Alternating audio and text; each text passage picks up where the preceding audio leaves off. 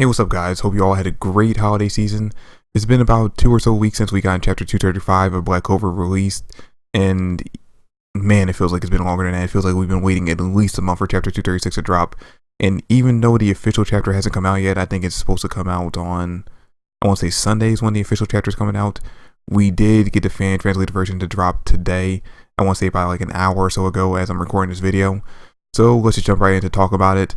And I want to hear your opinions at the end of this video in the comment section, because I feel like after the 2 weeks off of not having a chapter released and all the hype and build up that was at the end of the last chapter and all the expectations that fans had as to how this fight would go, I kind of feel like a lot of people are going to be disappointed by the way the chapter ends. Okay, so the chapter starts off and we actually get to see Yuno and Asta as kids, and it looks like they're on some kind of like forest or on some kind of hill, I would imagine right outside of Hage Village.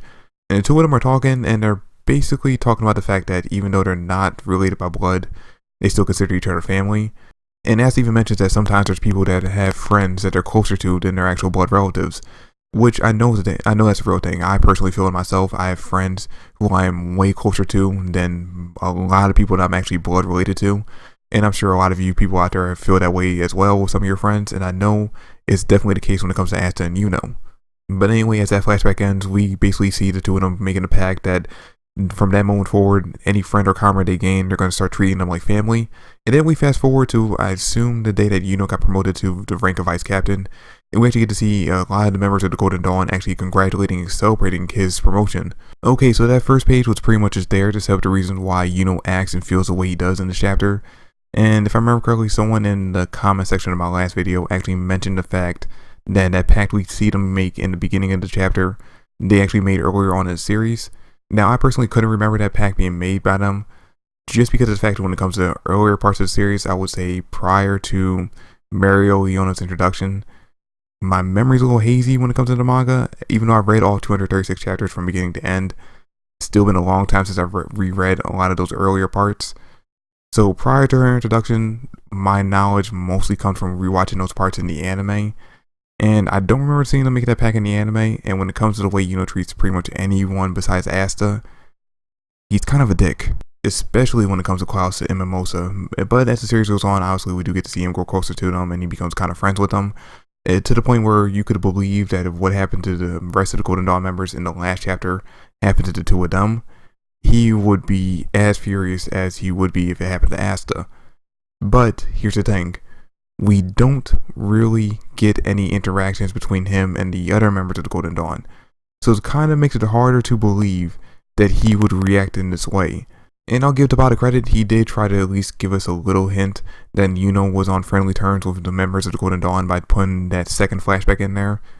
But we didn't see him interact enough with these members of the Golden Dawn for us to believe that he actually would care this much about them, especially with how stoic and uninterested in anyone besides Asta Yuno was presented as being in the beginning of the series. And that being said, considering Yuno's been with the Golden Dawn for about 2 years now, realistically you could imagine that he actually has grown this close with a lot of the members, so he would be this enraged. But again, it would have been nice to see his development and growth with these characters on screen instead of having to assume it happened off screen. I mean, if I'm being honest, with the way the fight went in this chapter, Tabata could have took half those pages, gave us more flashbacks to build up the relationship between Yuno and the other members of the Golden Dawn, and then went forward with the fight with the rest of the pages in the second half of the chapter, and he still would have had the same results. Okay, so the rest of the chapter is pretty much the fight, and it pretty much ends the way we all expected to. Yuno ends up winning in the end, but it ends up being a lot harder of a fight than we expected it to be, because we all pretty much expected that this chapter was going to be pretty much just a showcase of how much stronger Yuno has become over the half year of training in the Heart Kingdom. And yeah, Yuno barely wins this fight. Like he pulls out all the stops to win this fight. And at first I'm thinking, alright, it makes sense. This guy's one of the Dark Apostles. He's probably one of the higher ranking members of the Dark Triad's army. Makes sense. He can use 40% of the demon's power. It makes sense that this will be a harder fight, considering we've only seen the other members of the people who trained in Heart Kingdom fight against scrubs. It makes perfect sense that Yuno would be having a hard time fighting against this guy. But then as the chapter goes on, or actually I was rereading the chapter, I realized that while Yuno was fighting against this guy and pulling out all his stops, pulling out every move he has in order to defeat him, when you look at Yuno's spells and when you look at all the attacks he's throwing at the guy, not a single one of them has those magic runes that we've seen everyone else use who's trained inside the Heart Kingdom besides Asta. So I guess that means Yuno didn't go to the Heart Kingdom to train for the last half year, which is very surprising because we all expected him to be one of the people that actually went there, considering he was on that roster that we saw in the chapter right before the time skipped. And considering the fact that they let Magna join, no offense to Magna, I love the character, but considering Asta brought Magna there, you would think that Yuno would be the top person on his list to invite to come train with them in the Heart Kingdom. So yeah, I guess considering the fact that Asta and Mimosa would have definitely invited Yuno, regardless if he was on the list or not, to come with them to train at the Heart Kingdom, he must have turned down their invitation and decided, spend time in the Clover Kingdom training himself, which, as we can see, is probably going to be something that bites him in the ass in the long run, because of the fact that, obviously, he is not powerful enough to take on any of the heavy hitters. And this is why I said a lot of people are probably going to be disappointed with the way the fight went down in this chapter, because for the last 2 or so weeks we've all been anticipating in our heads getting to see Yuno basically decimate this guy from the Dark Apostles and give us a small glimpse of how much stronger he's become over the half year. I think what really upset me about this revelation the most is just finding out that Yuno didn't train in the Heart Kingdom for the half year, because think about the story implications that that's going to have on us now. Because now Yuno is 100% involved in this fight. He wants to go to war with the Dark Triad, not only for the fact that he's, the prince of the Space Kingdom and he wants to take back his throne or at least avenge his family for what the Dark Triad did to them, but he also wants vengeance for what they did to the members of Golden Dawn.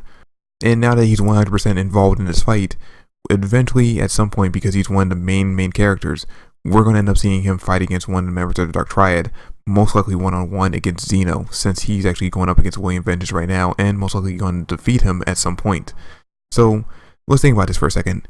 Yuno barely won against one of the Dark Apostles, people who could only use 40% of the demon's power.